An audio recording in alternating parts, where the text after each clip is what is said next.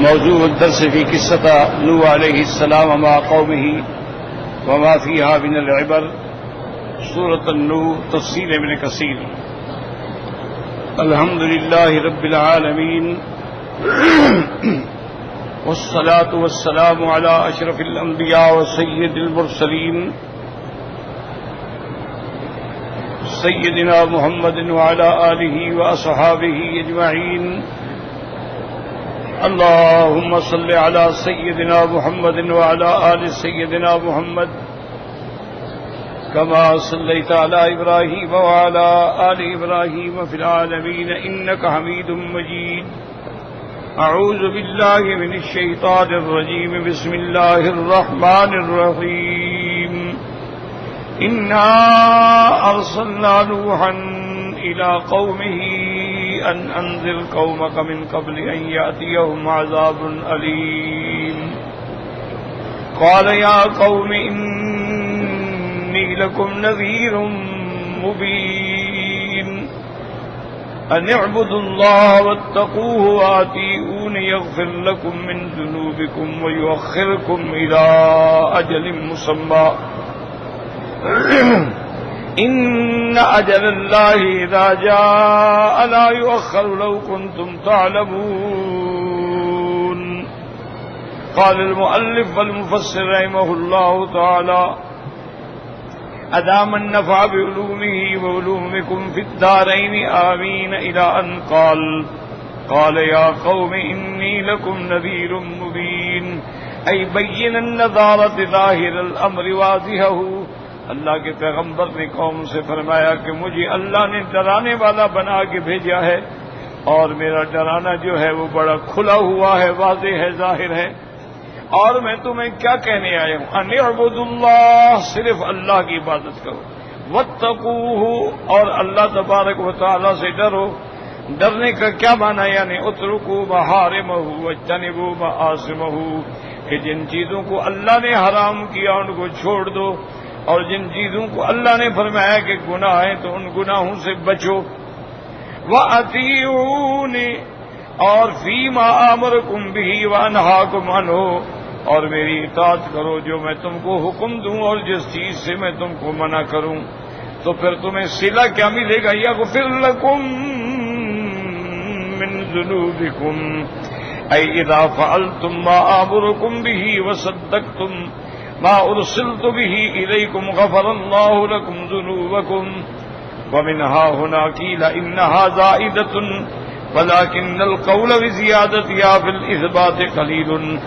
ومنه قول بعض العرب قد كان من مثل وقيل انها بمعنى ان تقديره يصفح لكم عن ذنوبكم. واختاره ابن جرير. وقيل انها للتبعيض اي يغفر لكم الذنوب العظيمه التي وعدكم على ارتكابكم اياها الانتقام وَيُؤَخِّرُكُمْ إِلَىٰ أَجَلٍ مُّسَمًّى أَن يَمُدُّ فِي أَعْمَارِكُمْ وَيَدْرَأُ عَنكُمُ الْعَذَابَ الَّذِي إِن لَّمْ تَجْتَنِبُوا مَا نَهَاكُمْ عَنْهُ أَوْقَعَهُ بِكُمْ. وَقَدْ يَسْتَدِلُّ بِهَٰذِهِ الْآيَةِ مَن يَقُولُ إِنَّ الطَّاعَةَ وَالْبِرَّ وَصِلَةَ الرَّحِمِ يُزَادُ بِهَا فِي الْأُمُورِ حَقِيقَةً كَمَا وَرَدَ بِهِ الْحَدِيثُ صلۃ الرحم تزید فی العمر. اب اللہ تبارک و تعالی نے اس آیات مبارکہ میں فرمایا کہ پیغمبر نے 3 باتیں ان سے فرمائیں کہ اللہ کی عبادت کرو، اور یہ نہیں کہ صرف عبادت تو کرو اور اس کے بعد شطر بے مہار بن جاؤ، نہیں، واتقوا، اور اللہ سے ڈرو، تاکہ جو اللہ نے حلال کیا وہ حلال ہے، جو حرام ہے وہ حرام. اور تیسری بات یہ ہے کہ وَأَطِيعُونِ، اور میری اطاعت کرو جس میں میں تم کو حکم کروں یا جس چیز سے تم کو روک دوں، کیونکہ اللہ کے پیغمبر جو ہیں وہ حکم اپنی طرف سے تو نہیں کرتے ہیں، اللہ کا حکم ہی ہوتا ہے. 3 باتیں. اب تمہیں اس کا نتیجہ کیا ملے گا؟ یغفر لکم من ذنوبکم، ایک کہ تمہارے گناہ معاف ہوں، وَيُؤَخِّرْكُمْ إِلَىٰ أَجَلٍ مُّسَمًّى، اور تمہیں مہلت دی جائے گی لمبی۔ تو اب یہاں سمجھنے والی بات یہاں یہ ہے کہ یہاں حرف آ گیا یغفر لکم من ذنوبکم، تو من جو ہے نا یہ تبعیض کے لیے ہوتا ہے، اور من کبھی ابتدائیہ ہوتا ہے، اور من کبھی بمانے ان ہوتا ہے، اور من کبھی زائدہ ہوتا ہے۔ بات کو اچھی طرح سمجھیں۔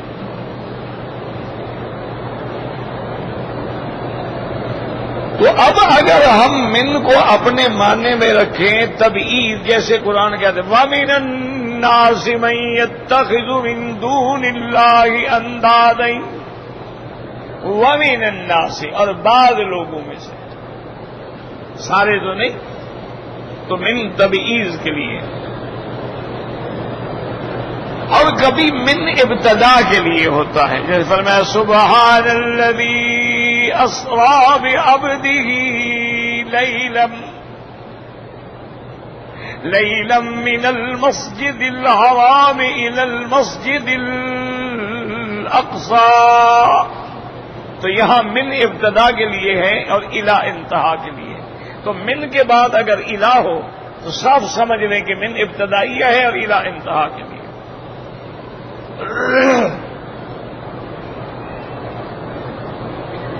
اسی طرح کئی مقامات پہ قرآن مقدس میں ہے وَأَتِمُّوا الصِّيَامَ إِلَى اللَّيْلِ، اسی طرح قرآن پاک میں آتا ہے کہ کلوا واشربوا حتى يتبين لكم الخيط الأبيض من الخيط الأسود من الفجر، تو وہاں من جو ہے یاد رکھو بیانیہ ہوتا ہے کہ ابھی تمہیں کھانے پینے کی اجازت ہے اس وقت تک جب کہ صبح صادق ہو جائے، خلاص۔ من الخیط الاسود، اور اس کے بعد آ گیا من الفجر، یہ من بیانیہ ہے۔ جیسے قرآن پاک میں ایک دوسری آیت فَاجْتَنِبُوا الرِّجْسَ مِنَ الْأَوْثَانِ، اللہ نے فرمایا کہ رجس پلید چیزوں سے بچو۔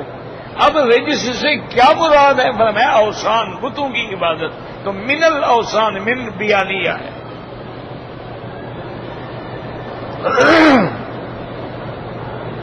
اور کبھی من بمانے ان بھی ہوتا ہے،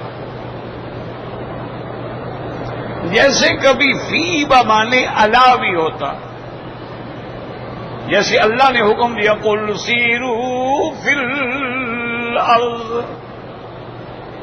کہ زمین کے اندر، جب زمین کے اندر تو کوئی نہیں چلتا نا، زمین کے اوپر چلتا ہے، زمین پھاڑ کے تو کوئی نہیں چلتا نا، تو وہاں فی بمانے الا ہے، یعنی سیرو فی الارض مانا علی الارض۔ یا جیسے فرعون نے جب جادوگروں نے کلمہ پڑھ لیا، فرعون نے ان کو ڈرایا کہ وَلَأُصَلِّبَنَّكُمْ فِي جُذُوعِ النَّخْلِ، اگر تم نے موسیٰ علیہ السلام پر ایمان نہ چھوڑا نا تو میں تمہیں پھانسی دوں گا، اور کھجوروں کے تنوں کے اندر، تو اندر تو پھانسی نہیں دی جاتی، مانا ہے کہ اوپر لٹکا دوں گا، تو وہاں بھی جذوع النخل فی بمانے الا ہے۔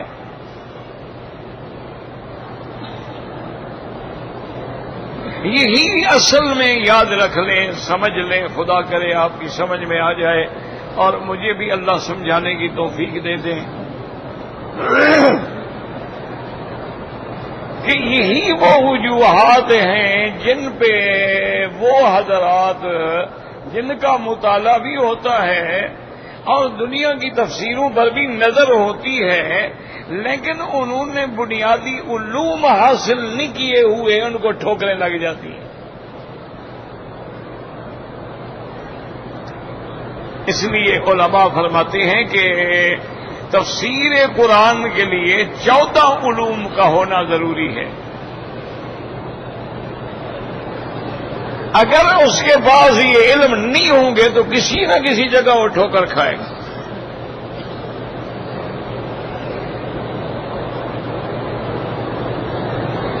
اب بہت سارے یعنی ہمارے اہل سنت والجماعت کہلانے والے، دیکھو نا، جو مخالف ہے اس کو تو چھوڑو نا، مخالف ہے. ایک آدمی قادیانی ہے، بس ٹھیک ہے، قادیانی ہے، وہ کافر ہے، متفق علیہ کافر ہے. ان سے تو ہمارا جھگڑا یہ ہے کہ بھئی جب تم کافر ہو تو اپنے آپ کو مسلمان نہ کہلاؤ. اسلام کی جو مصطلحات ہیں وہ استعمال نہ کرو جب تم اسلام سے نکل گئے.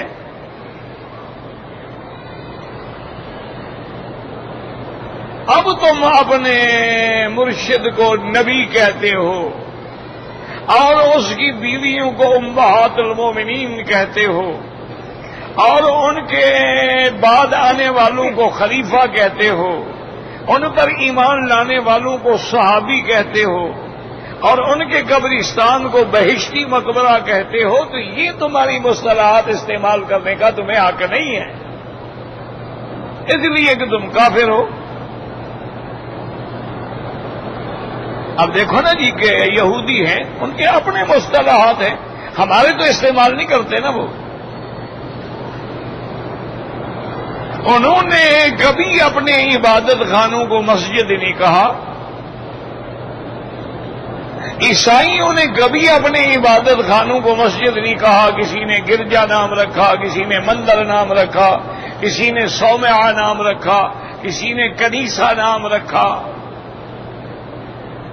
لیکن مسجد تو نہیں کہا. ٹھیک ہے، جھگڑا ہی کوئی نہیں. پتہ ہے ہمیں کہ یہودی ہے کافر، بس بات ختم ہو گئی. نصرانی ہے کافر، ہندو ہے کافر، سکھ ہے کافر. لیکن ایک یہ ہے کہ اندر کفر ہو اور ظاہر میں اسلام ہو، یہی سب سے بڑا اسلام کا دشمن ہوتا ہے. یہی وہ منافق تھے جنہوں نے اسلام کو نقصان پہنچایا، اور آج بھی 1400 سال سے لے کر آج تک نقصان پہنچانے والا ہمیشہ منافق ہوتا ہے.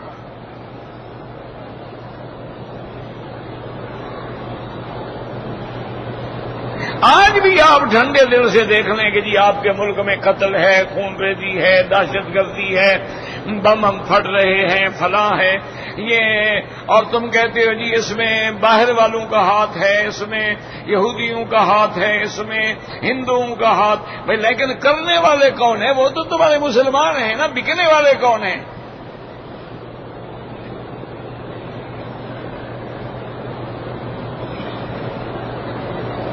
تو اصل تو وہ منافق ہے نا جو ظاہری کلمہ پڑھ رہا ہے اور مسجد میں حملہ بھی کر رہا ہے. ظاہری کہتا ہے میں امت محمد مصطفیٰ میں ہوں، علماء کو قتل بھی کر رہا ہے. تو اسلام میں یاد رکھیں، اسلام نے کبھی کفر سے شکست نہیں کھائی. جب بھی اسلام کو نقصان ہوا ہے منافقوں نے دیا ہے، جو اپنے تھے وہ اندر سے مل گئے.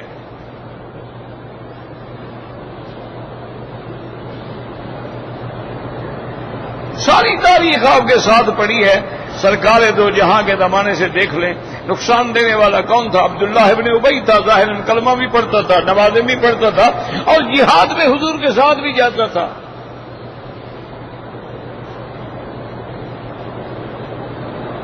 اور مسجد میں آنے کے بعد سب سے قریب حضور کے بیٹھنے کی کوشش بھی کرتا تھا.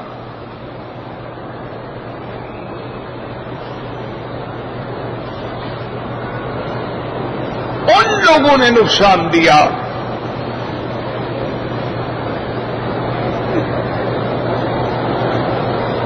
اور اسی طرح ساری تاریخ دیکھتے آئے، یعنی سرکار دو عالم کے زمانے کے بعد پھر بنو عباس ہیں، بنو امیہ ہیں، خلافت عثمانیہ ہے، دور مغلیہ ہے، دور علماء ہے. یہ سارا تاریخ اٹھا کے دیکھ لیں، نقصان دینے والے کون تھے؟ مسلمان.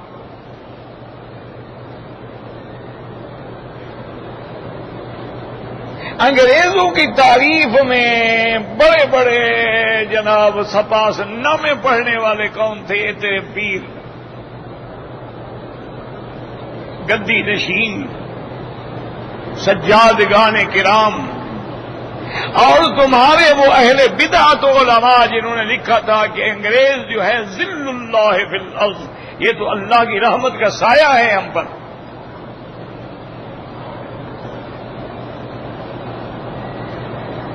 اور انہوں نے لکھا تھا کہ جو علماء اس کی مخالفت کرتے ہیں وہ باغی ہے، وہ کافر ہیں۔ 70 پیروں کی اور علماء کی اس پہ دستخط ہیں، مہرے ہیں، اور آج وہ اصل فتاوی جو ہے وہ بھی موجود ہے۔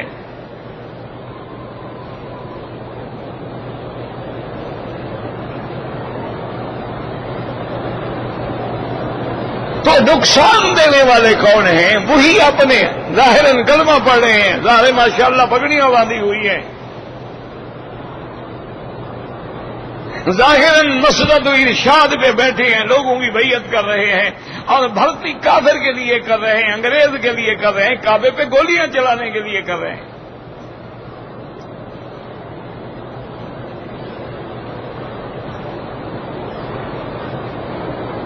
یہ کوئی اس بات میں جھگڑا نہیں ہے کہ بھئی مولوی مکی کہتا ہے یا مولوی مدنی کہتا ہے، یہ بات نہیں ہے۔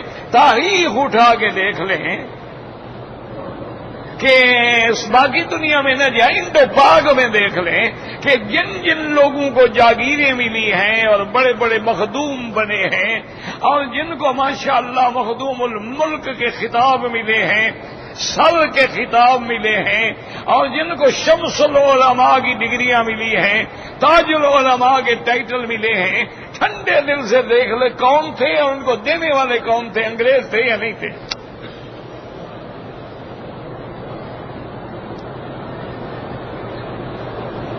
اور جو علماء حق تھے اس زمانے میں، جنہوں نے اس دور میں بھی حق کی بات کی ہے، ان کو 500 علماء کو ایک دن میں پھانسیاں دی گئیں، ان کو چوراہوں میں لٹکایا گیا، اور ان کو لٹکا کے ان کے کسائی بلا کے ان کے چمڑے اتارے جاتے تھے، ان میں نمک اور مرچ چھڑکی جاتی تھی۔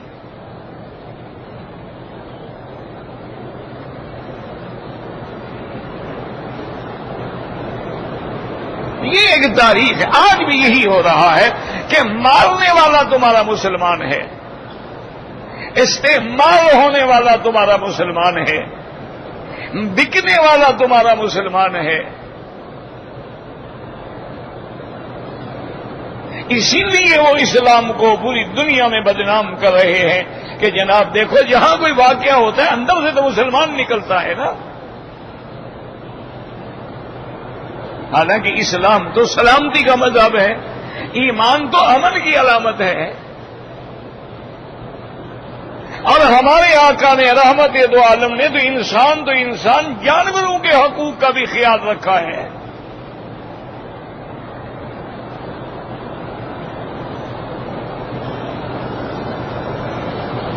حضور صلی اللہ علیہ وسلم نے ہر چیز کا خیال رکھنے کا حکم دیا ہے، تو جو اسلام یعنی کسی جانور کو قتل کرنے کی اجازت نہیں دیتا، حضور نے فرمایا اگر جانور ذبح بھی کرنا ہو تو اس کے سامنے چھری نہ لایا کرو، اس کو بلا وجہ عذاب نہ دکھایا کرو، اور چھری بالکل کند نہ ہو، تیز ہو تاکہ جلدی گردن کٹ جائے، اس کو عذاب نہ دیا کرو۔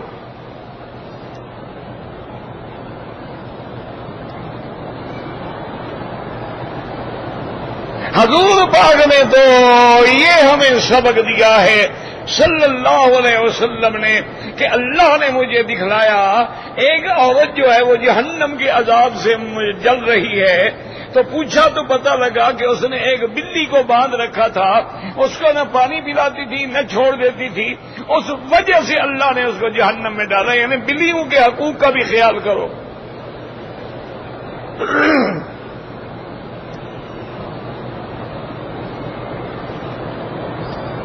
اسلام تو ایسا مذہب ہے، وہ کیسے ظالم ہو سکتا ہے؟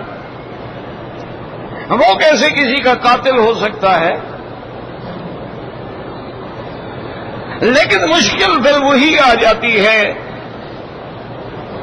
کہ جیسے کہ کسی شاعر نے کہا تھا کہ جعفر از بنگال صادق از دکن، ننگے دین ننگے ملت ننگے وطن. وہ کون تھے مسلمان؟ ابو الفضل اور فیضی دونوں بھائی تھے. کون تھے مسلمان؟ اور ایک نے وہ شیعہ تھا اور ایک نے تو تفسیر لکھی ہے قرآن کی، الہام القرآن. ساری تفسیر بے نکت ہے. کیا مانا؟ اس نے کوئی حرف نکتے والا استعمال ہی نہیں کیا. جیسے دیکھو نا، الف پہ کوئی نکتہ نہیں، دال پہ نکتہ نہیں، را پہ نکتہ نہیں، ہا پہ نکتہ نہیں، پا پہ نکتہ نہیں، عین پہ نکتہ نہیں. تو جن حروف پہ نکتے نہیں ہیں، بے نکت حروف سے پورے قرآن کی تفسیر لکھ ڈالی. اتنا بڑا علم ہے لیکن اندر وہی کفر ہے. وہی تھے دین اکبری بنانے والے، وہی تھے دین کو ختم کرنے والے، وہی تھے اکبر کو راستے سے ہٹانے والے کہ ایک مسلمان بیوی ہے اور ایک ہندو جودھا بائی بھی بیوی ہے.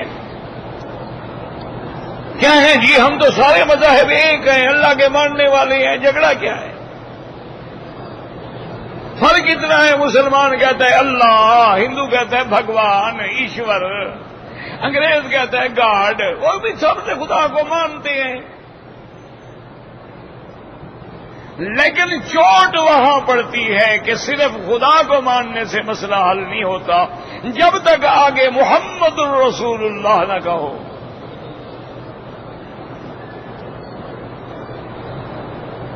ساری زندگی لا الہ الا اللہ پڑھتے رہو، مسلمان نہیں ہو سکتے.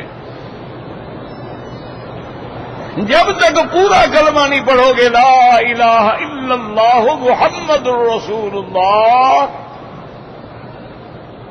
تو اب جب حضور کو مانو گے تو بات ختم ہو جائے گی. پھر ہندو بھی الگ ہو جائے گا، قادیانی بھی خود بخود الگ ہو جائے گا، سکھ بھی الگ ہو جائے گا، یہودی بھی الگ ہو جائے گا، نصرانی بھی الگ ہو جائے گا. ورنہ تو خدا کو تو سارے مانتے ہیں. اچھا، نبی کو بھی مانتے ہیں، قیامت کو بھی مانتے ہیں، آخرت کو بھی مانتے ہیں، کتاب تورات کو بھی مانتے ہیں، کتاب انجیل کو بھی مانتے ہیں، اور ہندو جو ہے وہ وید کو بھی مانتے ہیں.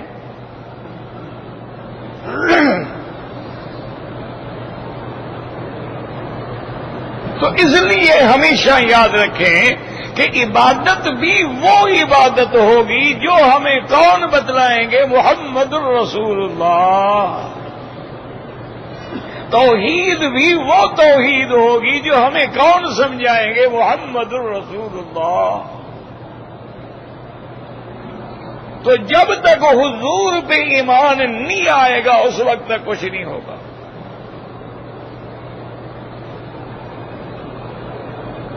اسی لیے یاد رکھیں کہ جو لوگ منکرین حدیث بن گئے وہ دراصل منکرین اسلام ہیں، کہ جب حدیث کا انکار ہوگا قرآن خود بخود سمجھ نہیں آئے گا. دعویٰ کر رہے ہیں کہ ہم اہل قرآن ہیں، لیکن انکار کر رہے ہیں حدیث محمد مصطفیٰ کا. اور قرآن سمجھانے والے کون ہیں؟ محمد مصطفیٰ صلی اللہ علیہ وسلم.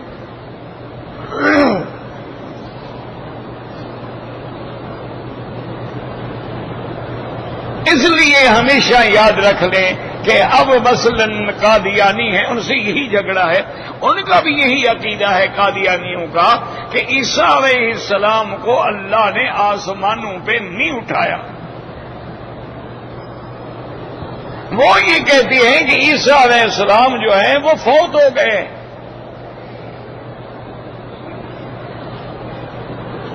اور بلکہ انہوں نے اپنی کتابوں میں بھی یہ لکھ ڈالا ہے کہ عیسیٰ علیہ السلام کی قبر جو ہے وہ کشمیر میں ہے. تو قادیانیوں کے عقیدے میں عیسیٰ علیہ السلام آسمانوں پہ نہیں ہیں، بلکہ وہ زندہ ہی نہیں ہیں. کیوں؟ اگر وہ زندہ مان لیں تو پھر مرزا کیسے بنے گا؟ وہ مہدی موعود کیسے بنے گا؟ اس لیے باطل دور سے اپنے لیے راستہ پیدا کرتا ہے نا.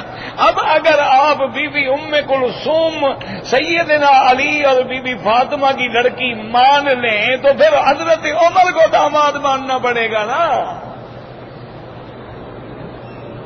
تو لہذا وہ نام ہی نہیں لیتے. کہتے ہیں جی بی بی فاطمہ کی اولاد حسن حسین، بس باقی مجالے نام لیں. اچھا پھر یعنی بیٹی کا انکار کیا، پھر حضرت حسن کا بھی نام نہیں لیتے. وہ کہتے ہیں حضرت حسن جو ہیں مسود وجوہ المسلمین، یہ تو مسلمانوں کا چہرہ کالا کرنے والے ہیں، ان نے تو حضرت معاویہ سے سلو کر لی. ان کو بھی نہیں مانتے. کبھی یوم حسن منایا انہوں نے؟ کبھی حضرت حسن کے لیے گھوڑا چھوڑا کچھ جلوس شلوس نکالا ہے؟ حالانکہ وہ بھی تو حضرت علی کا بیٹا ہے، بی بی فاطمہ کا بیٹا ہے. صرف حضرت حسین بس. شاہ ہست حسین اور شہنشاہ ہست حسین. حالانکہ شہنشاہ اللہ کے سوا کسی غیر کو نہیں کہنا چاہیے، کفر ہے. شہنشاہ بادشاہوں کا بادشاہ صرف اللہ ہے. قل اللہم مالک الملک تؤتی الملک من تشاء وتنزع الملک ممن تشاء. اسی طرح یاد رکھیں ہمارے ہاں یہ باتیں عام ہو جاتی ہیں، آدمی خیال نہیں کرتے. حضور نے حدیث مبارک میں ہے، آپ نے فرمایا کہ لا تقولوا شاہن شاہ، یعنی یہ لفظ بھی حضور نے ادا کیا ہے،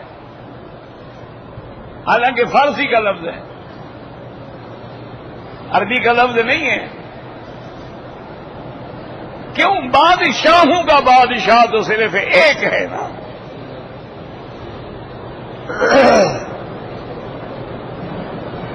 تو اب مسئلہ سمجھیں کہ قادیانی یہ کہتے ہیں جی کہ عیسیٰ علیہ السلام آسمانوں پہ زندہ نہیں ہیں. وہ کہتے ہیں دیکھو جناب، اگر آسمانوں پہ زندہ ہیں تو ہزاروں سال گزر گئے تو پھر حضرت عیسیٰ کی عمر کتنی ہے؟ اور دوسری بات یہ ہے، ان کو بڑا فکر ہے. وہ کہتے ہیں جی حضرت عیسیٰ علیہ السلام زندے ہیں تو کھاتے کہاں سے ہیں؟ کیونکہ ان کے گھر سے تو کھانا جاتا نہیں. اور کہتے ہیں جی کہ حضرت عیسیٰ علیہ السلام اگر آسمانوں پہ ہیں، کھانا کھاتے ہیں، تو جب آدمی کھانا کھاتا ہے تو اس کو حمام جانے کی بھی ضرورت پڑتی ہے. پھر حضرت عیسیٰ کیا کرتے ہیں؟ شبہات ڈالتے. کیونکہ ہر باطل کے پاس یاد رکھو شبہات ہوں گے، توہمات ہوں گے، اور جھوٹے اشارات و کنایات ہوں گے. اس کے بعد کھلی بات ہوتی ہی نہیں، باطل باطل ہے.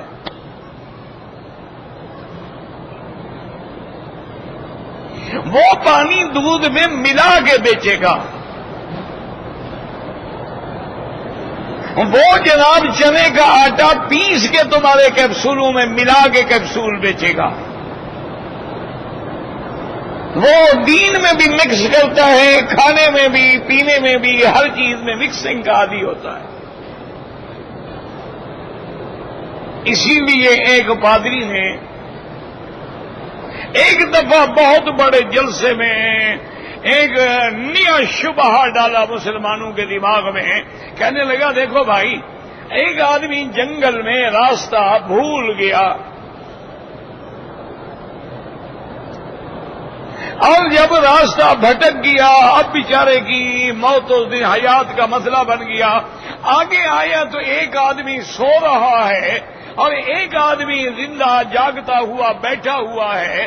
تو اب یہ بھٹکا ہوا آدمی راستہ کس سے پوچھے گا؟ اب اس کا مقصد کیا تھا؟ بھئی حضور پاک تو فوت ہو گئے، عیسیٰ بیٹھا ہوا ہے.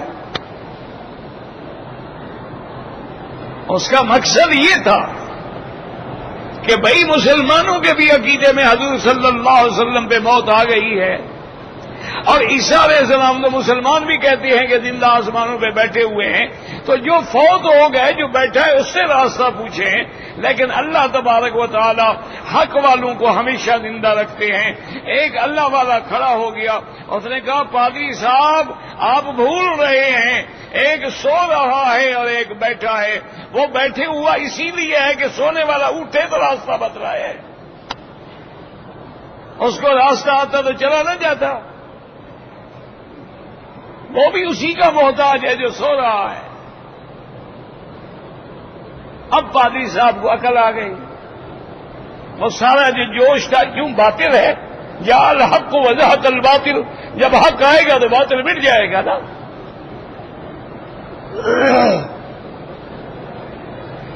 تو ایسے یہ لوگ قصے بناتے ہیں۔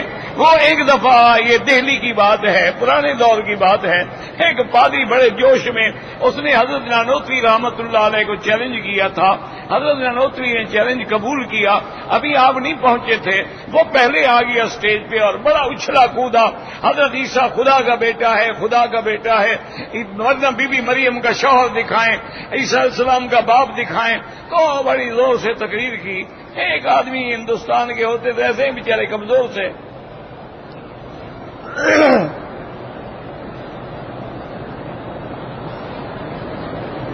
وہ جلسے کے باہر دور اپنا ایک ٹھیلا لگا کے شکرکندیاں بیچ رہا تھا، وہ سن کے غصے میں آیا، اس نے شکرکندیاں چھوڑ دی، وہ چلتا چلتا اسٹیج کے قریب آیا، اس نے کہا پادری صاحب میرا ایک سوال ہے۔ کہا ہاں کہو کیا ہے؟ انہوں نے کہا عیسیٰ علیہ السلام خدا کا بیٹا ہے؟ انہوں نے کہا ہاں خدا کا بیٹا ہے۔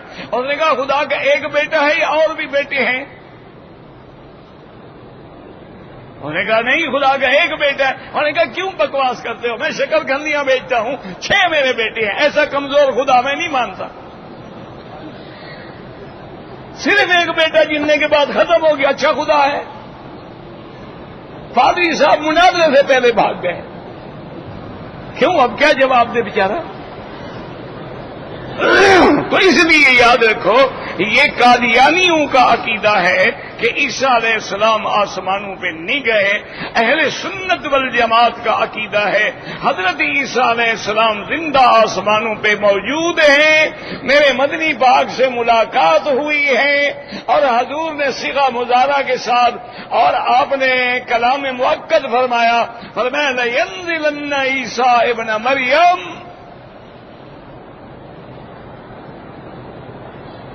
آپ نے فرمایا عیسیٰ ابن مریم اتریں گے، وَلَيُكْسِرَنَّ الصَّلِيبَ وَيَقْتُلُ الدَّجَّالَ وَيَدْعُ الْجِزْيَةَ وَيَمْلَأُ الْأَرْضَ عَدْلًا وَقِسْطًا۔ حضور نے فرمایا عیسیٰ علیہ السلام اتریں گے، اور جگہ بھی بتا دی کہ شام میں دمشق میں مسجد کے مینارہ، اور مینارہ بھی شرقی جانب والا جو ہے اس سے اتریں گے،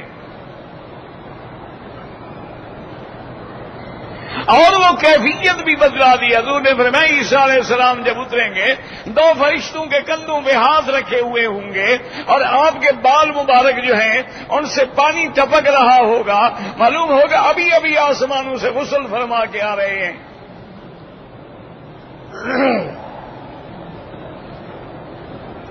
اور یہ بھی فرما دیا کہ جب عیسیٰ علیہ السلام آئیں گے تو مہدی نماز کے لیے مصلی پہ کھڑے ہو چکے ہوں گے، تکبیر ہو رہی ہوگی، تو وہ جب دیکھیں گے کہ عیسیٰ علیہ السلام آ گئے تو مصلی سے ہٹنا شروع کریں گے، تو حضرت عیسیٰ فرمائیں گے الا رسلک، کھڑے رہو مصلی پہ، اب میں نبی بن کے نہیں آیا، محمد کا مقتدی بن کے آیا صلی اللہ علیہ وسلم۔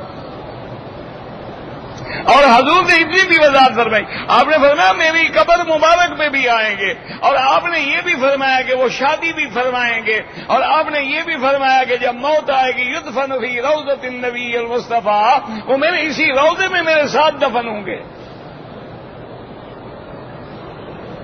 اب اتنی بڑی وضاحت کے بعد قادیانی کہتا ہے کہ جناب نہیں، عیسیٰ علیہ السلام تو جی آسمانوں پہ نہیں گئے، کیوں گئے تو کہاں سے کھاتے ہوں گے؟ جب آدم علیہ السلام جنت میں تھے تو کہاں سے کھاتے تھے؟ کوئی قادیانیوں کے باغ سے پھل جاتے تھے؟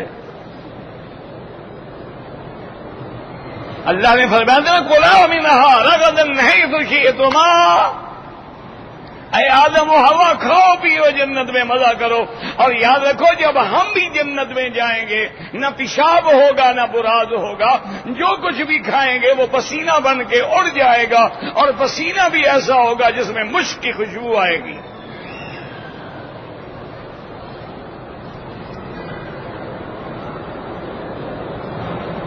اب اتنا بڑا وعدہ ہے، قادیانی کہتا ہے نہیں۔ اب جناب دیکھیں کہ ہمارے اہل سنت ہیں اور بہت بڑے اسکالر ہیں، بہت بڑی جماعت کے رہبر ہیں، انہوں نے جو تفسیر لکھی اس میں بھی انہوں نے یہی لکھ دیا کہ عیسیٰ علیہ السلام پتہ نہیں قتل ہوئے یا پھانسی پہ چڑھائے گئے یا نیچے قتل ہوئے یا اللہ نے ان کو اٹھا لیا۔ معنی یہ ہے کہ اللہ نے عیسیٰ کا شان بلند کر دیا، یعنی اٹھانے والا معنی گیا۔ قرآن تھا نا بل رفعہ اللہ الیہ، انہوں نے کہا اللہ نے ان کا شان بلند کر دیا۔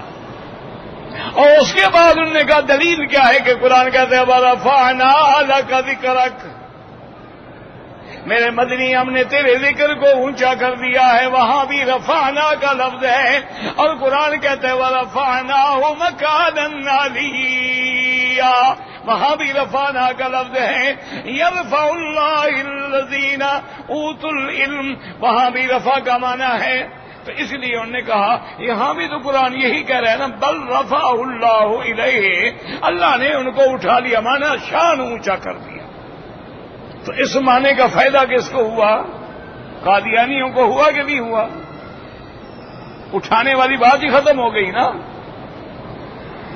اچھا اگر انہوں نے آمدن کیا ہے اللہ بچائے تو کفر ہے، یا انہوں نے غلطی کی ہے، ٹھوکر کھائی ہے کہ ان کو قواعد نحو اور صرف کا پتہ نہیں تھا کہ مولانا اگر رفع کا صلہ لام ہو تو وہاں شان بلند ہوتا ہے، رفع کا صلہ ضمیر ہو وہاں شان بلند ہوتا ہے، اور جب رفع کا صلہ الہ ہو تو وہاں رفع حقیقی ہوتی ہے۔ یہاں اللہ نے فرمایا بل رفعہ اللہ الیہ، حقیقتاً اللہ نے اٹھا لیا۔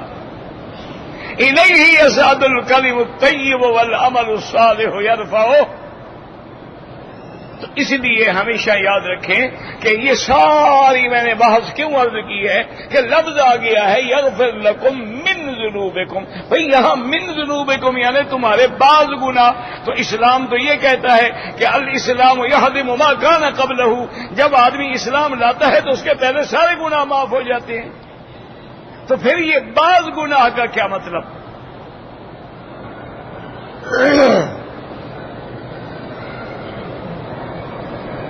یہی آیتیں وحشی کو پیش کی گئیں، اس کے ساتھیوں نے کہا دیکھو اللہ فرما رہے ہیں یغفر لکم من ذنوبکم، تم بھی مسلمان ہو جاؤ کلمہ پڑھ لو۔ وہ کہنے لگا یار من ذنوبکم ہے نا، بعض گناہ معاف ہوں گے نا، تو بعض تو معاف نہیں ہوں گے، اور مجھ سے تو بہت بڑا گناہ ہوا کہ میں سید الشہداء کا قاتل ہوں، میں تو سیدنا حمزہ کا قاتل ہوں، اتنا بڑا گناہ، پتہ ہے وہ میرا معاف ہوگا کہ نہیں ہوگا؟ اگر پھر بھی جہنم میں مار کھانی ہے تو پھر اسلام لانے کا فائدہ؟ عرب تھے نا، سمجھتے تھے نا قرآن حدیث کو، ہماری طرح طوطے کی طرح تو نہیں پڑھتے تھے نا۔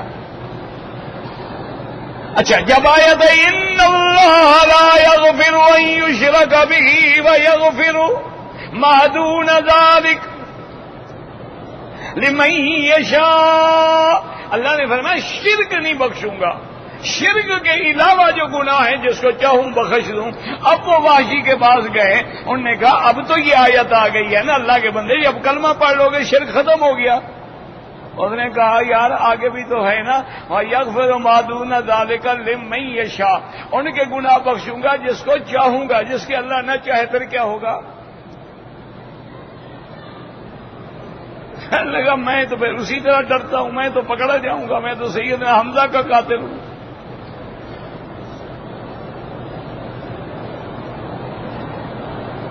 جب یہ آیت اتری اللہ کے قرآن کی یا عبادی الذین اسرفوا علی انفسہم لا تقنطوا من رحمت اللہ انہ یغفر الذنوب جميعا۔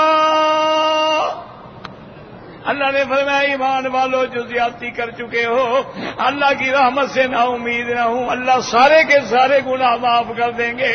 جب یہ آیت سنی تو واشی کہنے لگا اب کام بن گیا ہے، اب لے چلو مجھے حضور کی خدمت میں۔ اور سمجھ کے اسلام لاتے تھے نا، ہمارا تو اسلام ہے باپ دادے کا، پٹواری نے لکھا ہے مسلم کھاتا نان مسلم کھاتا، اربن کھاتا غیر اربن کھاتا۔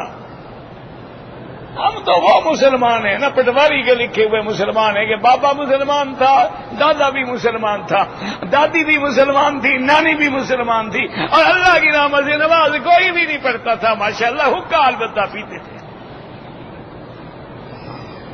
ہیں ہم پکے مسلمان۔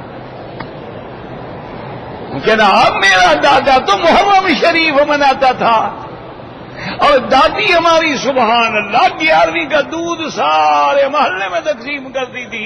اس سے بڑی کوئی جنت کی نشانی ہے؟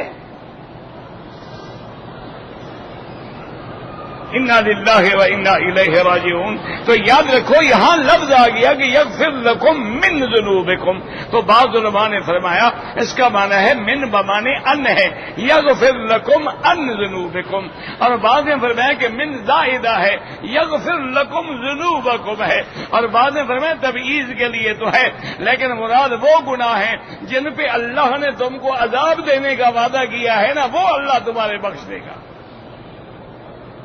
جب ایسے مسلمان ہو جاؤ حقوق العباد تو نہیں بخشے جاتے، حج کر لو، کسی کے پیسے دینے ہیں تو یہ تھوڑا ہے کہ 10 لاکھ کھا جاؤ اور 1 لاکھ کا پیکج لے کے حج کر لو، باقی معاف ہو جائے گا، باقی بالکل معاف نہیں ہوگا۔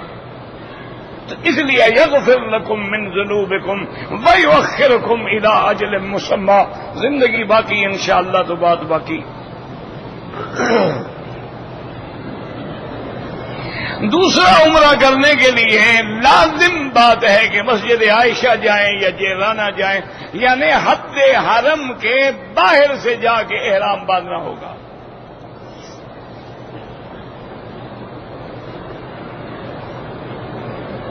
بھئی عمرے پر ہو یا حج میں ہو، مدینہ منورہ میں 40 نمازیں پڑھنا جو ہے وہ زیارت کا کوئی حصہ نہیں ہے، اس کی الگ فضیلت ہے۔ ایک حدیث مبارک میں آتا ہے کہ جو 40 نمازیں پڑھے اور اس کی ایک نماز بھی نہ چھوٹے، تکبیر اولا بھی نہ چھوٹے، اللہ اس کو نفاق سے اور جہنم کی آگ سے بچا لیں گے۔ تو وہ فضیلت ہے، اس کا زیارت سے کوئی تعلق نہیں۔ اب مثلا آپ کو اللہ نے توفیق دی، آپ 9 بجے پہنچے مسجد نبوی میں، 2 رکعت تحیت المسجد پڑھی، صلاۃ السلام پڑھے، باہر آئے، 10 بجے واپس آ گئے، زیارت ہو گئی۔ زیارت کا کوئی تعلق نہیں 40 نمازوں سے۔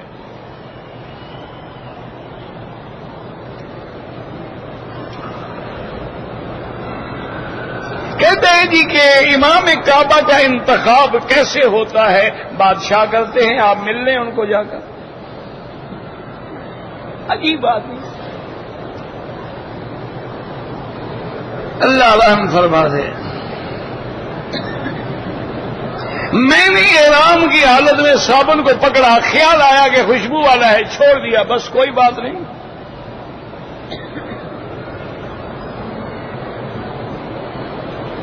جو لوگ مکے میں رہتے ہیں یا مکے میں کام کرتے ہیں ان کے لیے حج افراد ہوتا ہے، حج تمتع اور قران ان کے لیے ہوتا ہے جو مکے کے رہنے والے نہ ہوں۔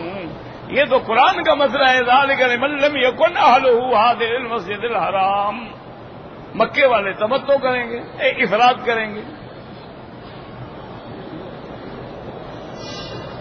دیکھو نا، اگر تمہیں شوق ہے تمتع کا یا قران کا، تم پاکستان، ہندوستان یا بنگلہ دیش کے رہنے والے ہو تو اپنے ملک چلے جاؤ، واپس حج کے دنوں میں جب آؤ تو میقات پہ جو نیت کرو کر سکتے ہو۔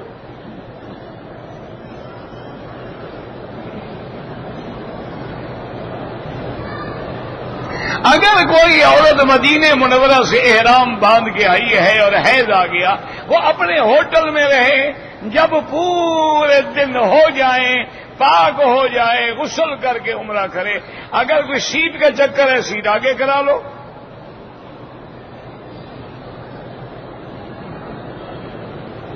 ایک آدمی عمرے پہ آیا وہ کتنے عمرے کر سکتا ہے؟ جتنا اللہ توفیق دے. کتنے طواف کرے؟ جتنا اللہ توفیق دے. دیکھو میرا بھائی یہ جھگڑا نہ کیا کرو. اصل معنی یہ ہوتا ہے کہ جو عبادت قرآن حدیث میں ثابت ہے وہ زیادہ کرو یا تھوڑی کرو جائے. عمرہ بھی قرآن میں موجود ہے، حدیث میں موجود ہے، حج بھی موجود ہے، طواف بھی موجود ہے. اب سرکار تو عالم نے تو دن میں 10 طواف کبھی نہیں کیے، لیکن اگر کسی کو اللہ توفیق دے چاہے 20 طواف روز کرے. کیوں؟ طواف ثابت ہے. بدعت وہ ہوتی ہے کہ نہ قرآن میں ہے، نہ حدیث میں ہے، نہ اجماع میں ہے.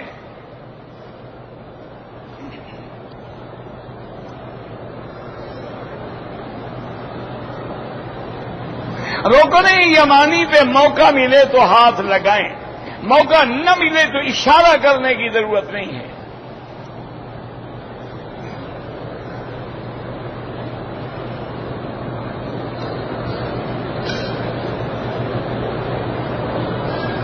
کہتے جی ایک بوڑھی عورت ہے، بیمار ہے، میقات سے عمرے کا احرام باندھ کے آئی، طواف بھی کیا، صفا مروہ بھی کیا، بال نہیں کٹائے، مدینے شریف چلی گئی. پھر وہاں سے احرام باندھا، پھر ارکان پورے نہیں کیے، پھر مسجد عائشہ چلی گئی، پھر وہاں سے احرام باندھا تو پورے کیے. بہرحال دم ادا کرے.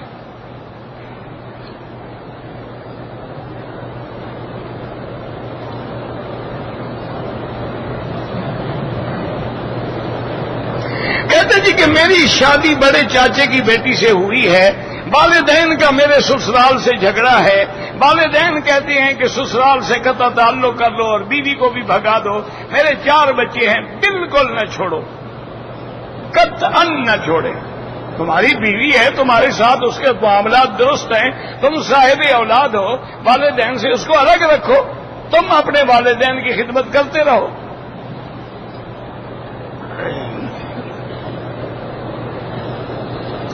خانہ کعبہ کے اندر کوئی چیز نہیں رکھی ہوئی. مسلمانوں کو یہ بھی فکر ہے نا کہ شاید اندر بھی قبر ہے. قبروں کے پجاری ہیں، مکے بھی آ جائیں، دماغ تو نہیں بدلتا نا.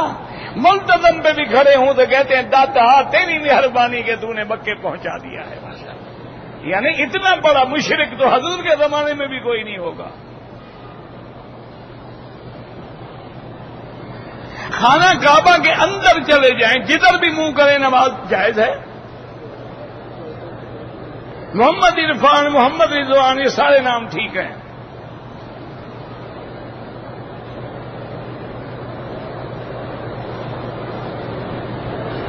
میں نے پاکستان میں دعا کی تھی کہ اللہ جب میں مکے میں پہنچوں گا تو 500 ریال صدقہ خیرات کروں گا.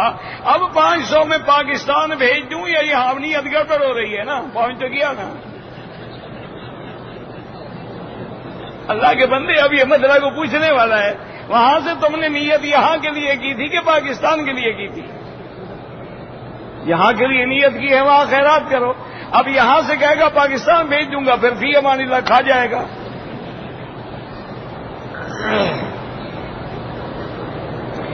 محمد مولانا امیر بجلی کا اچھا اللہ ان کو شفائے کاملہ عطا فرمائے. بہت بڑے عالم بھی ہیں، مجاہد بھی ہیں، اور بہت ماشاءاللہ ان کے بڑا ہلکا اثر ہے. اللہ ان کو شفائے کاملہ دے. اور ہمارے بزرگ بھی ہیں، حضرت میاں مسعود احمد دین پوری رحمت اللہ علیہ، ان کے بڑے داماد تھے جمیل احمد، وہ بھی فوت ہو گئے. اللہ ان کی مغفرت فرمائے اور ان کے درجات بلند فرمائے.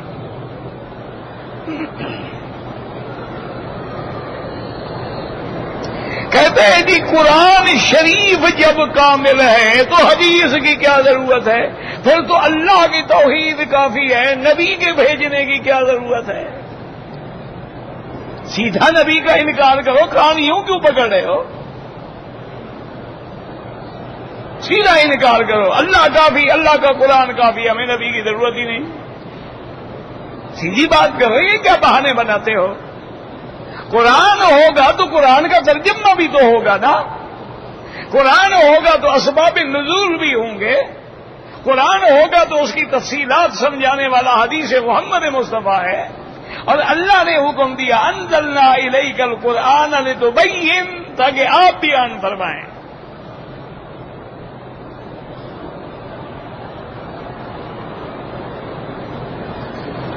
دیور اور بھابھی حج اور عمرہ اکٹھے کر سکتے ہیں، دونوں کا انشاءاللہ عمرہ بھی برباد، حج بھی برباد۔ حضور نے فرمایا ہے کہ الہمو الموت، کہ دیور کو اتنا خطرناک سمجھا کرو کہ یہ تمہارے لیے موت ہے۔ حضور فرماتے ہیں موت ہے، یہ محرم بنا کے ساتھ لا رہی ہے۔ اصل میں مصیبت یہی ہوتی ہے نا کہ خامن چھٹی پہ چلا گیا، کئی بار کام آ گیا۔ انا للہ و انا الیہ راجعون، بس اور کیا کہہ سکتے ہیں۔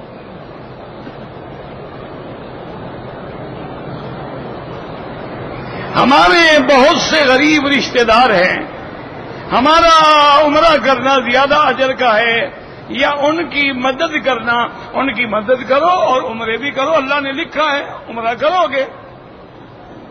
اب یہ تو نہیں بہانہ ہوتا ہے نا، ان کی مدد کروں یا جناب عمرہ کروں، جناب دونوں کام کرو۔ یہ شیطان خیال ڈالتا ہے نا، کبھی ادھر سے روکے گا کبھی ادھر سے روکے گا۔ پہلے روکے گا یار رشتہ داروں کی مدد کر دو، عمرے پہ کیوں جاتے ہو؟ پھر کہے گا چھوڑو یار یہ رشتہ دار بھی تو رات کو فلمیں دیکھتے ہیں، کیا ان کی مدد کرنی ہے۔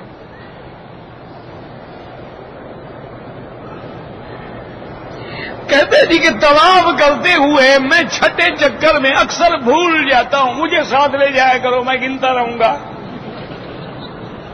نہ بتاؤ اس کا میرے دن میں کچھ ٹھیکہ ہے؟ بتا اللہ کے بندے گنتے جاؤ، انگلیوں پہ گنتے جاؤ، یا آج کل تو انہوں نے تسبیحاں بھی بنا دی ہیں، ایک ایک دانہ کھینچتے جاؤ۔ اب یہ تمہارا کام ہے، یہ بھی مسئلہ ہے، مولوی بتائے گا۔ خاندانی منصوبہ بندی بالکل حرام ہے، وقفہ کرنا جائز ہے، یعنی اولاد زیادہ ہے 1 سال 2 سال وقفہ کر لو، مستقل بند کرانا حرام ہے۔ اہل حدیث جو ہیں بالکل جماعت حق ہے، حدیث پہ عمل کرتی ہے،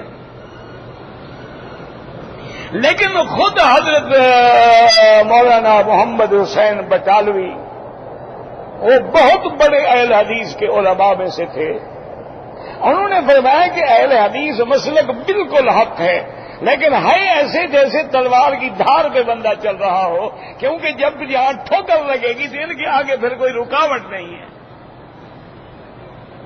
اس لیے ان کو بڑا محتاط رہنا چاہیے۔ ایسے ہم ان کو اہل حق سمجھتے ہیں، الحمدللہ ہم نے تو کبھی اعتراض نہیں کیا۔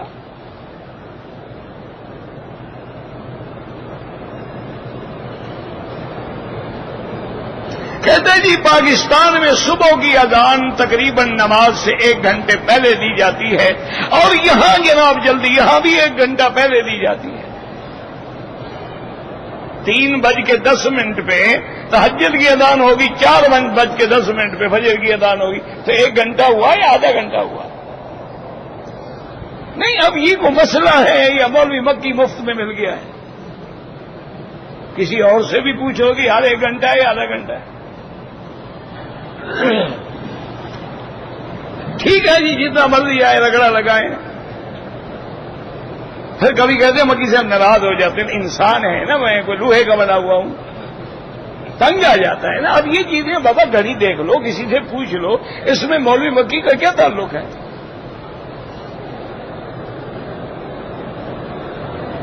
نمازی کے آگے نہیں گزرنا چاہیے، حرم شریف میں ناممکن ہے، کچھ بھی ناممکن نہیں۔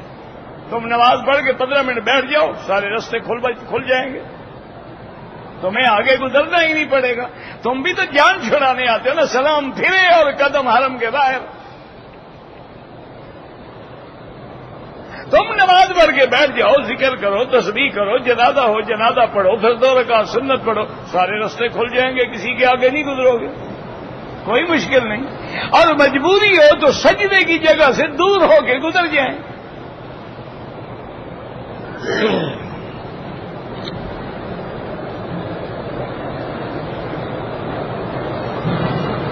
کہتے جی قرآن میں ہے واتخذوا من مقام ابراہیم مصلی، ہم طواف حجر اسود سے شروع کرتے ہیں تو مصلی ہے، نماز پڑھنے کی جگہ ہے، طواف کرنے کی تو نہیں۔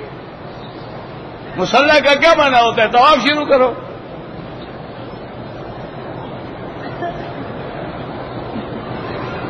اسی لیے حدیث کی ضرورت ہے کہ جب حضور پاک نے مکہ مکرمہ میں ابتدا فرمائی تو آپ نے صحابہ سے مشورہ کیا کہ طواف کے بعد جو 2 رکعت ہیں وہ کہاں پڑھی جائیں. کسی نے کہا جی دروازے کے ساتھ کھڑے ہو کے پڑھی جائے، کسی نے کہا جی حتیم میں پڑھی جائے. حضرت عمر رضی اللہ تعالی نے عرض کیا کہ یا رسول اللہ، اس کعبے کے بنانے والے حضرت ابراہیم ہیں اور جس پتھر پہ ابراہیم کھڑا ہوا ہے اس کے پیچھے آپ نماز پڑھیں. تو اللہ نے قرآن نازل کیا واتخذوا من مقام ابراہیم مصلی. اگر حدیث پڑھی ہوتی تم نے تو حجر اسود کا دھوکہ لگتا تمہیں.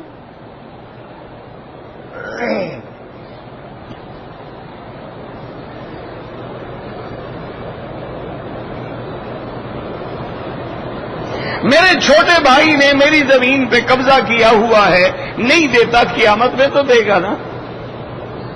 بہرحال قبضہ چھڑانے کے لیے اللہ سے دعا مانگیں، 2 رکعت پڑھیں، لڑائی جھگڑا نہ کریں، اور حسبنا اللہ ونعم الوکیل، حسبنا اللہ ونعم الوکیل پڑھتے رہیں، اللہ مدد کریں گے.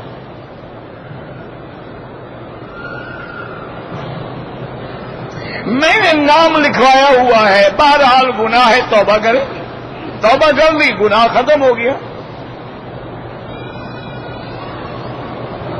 کہتے جی کہ آپ کا درس عورتیں بیچاری نہیں سن سکتی، تو آپ دعا کر لیں، اللہ انتظام کر دے، ان کے لیے بھی سپیکر لگ جائے.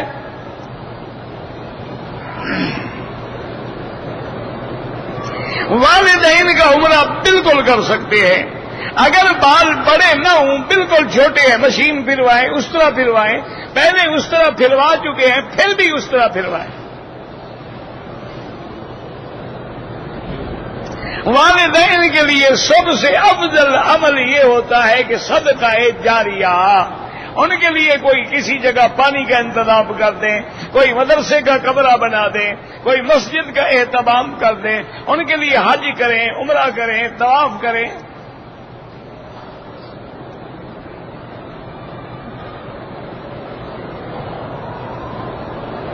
کہتے تھے کہ ہماری مسجد میں اہل بدعت کا قبضہ ہے، دعا کرو اللہ ان کو بھی اہل سنت بنا دے، وہ بیچارے بھی غلطیوں میں پڑے ہوئے ہیں.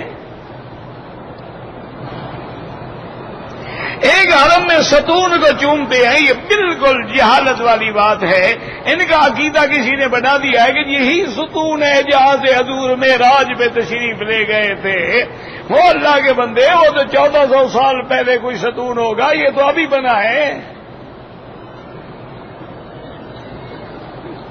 ان کے بس میں ہونا جی تو ستون کو بھی انشاءاللہ چوم چوم کے چاٹ چاٹ کے سیمنٹ بھی کھا جائے گا.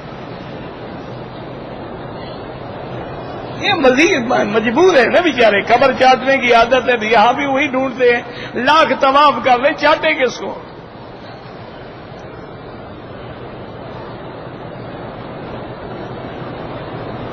اللہ سب کی طرح آسانی فرمائے.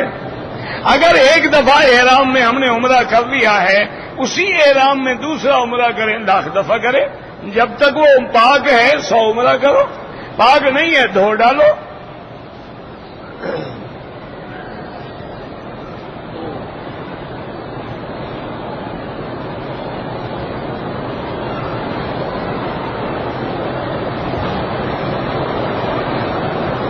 کہتے ہیں جی کہ ایک آدمی کہتا ہے کہ اللہ کے نبی ہر جگہ حاضر و ناظر ہیں. دلیل یہ ہے کہ دیکھو تم خواب میں کبھی مکے میں ہوتے ہو، کبھی انڈیا میں ہوتے ہو، تو اس کا مطلب ہے کہ تم بھی حاضر ناظر ہو. تو پھر حضور کی شان تو نہ رہی، ہر خواب دیکھنے والا حاضر ناظر ہو گیا.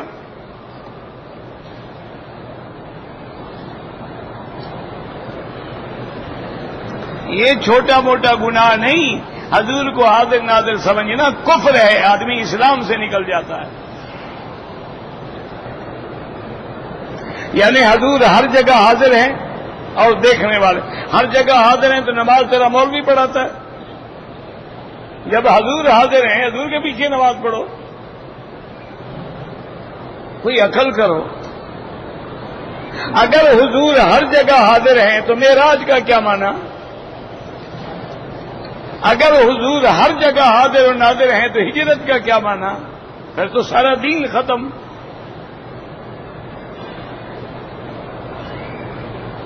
احرام کا کپڑا یہاں سے پہن کے ہم مسجد عائشہ جائیں, وہاں 2 رکعت پڑھیں, کوئی بات نہیں, نیت وہاں سے کرنی ہے, کپڑے جہاں مرضی آئے پہن لو. عمرے میں طواف الوداع واجب نہیں ہے, کرو افضل ہے. اگر ہم ریاض سے آئے ہیں, راستے میں 2 نمازیں اکٹھی پڑھ لی, کوئی حرج نہیں. مغرب اور عشاء اکٹھی پڑھ, کوئی حرج نہیں ہے. حضور کے والدین کے بارے میں خاموش رہنا بہتر ہے.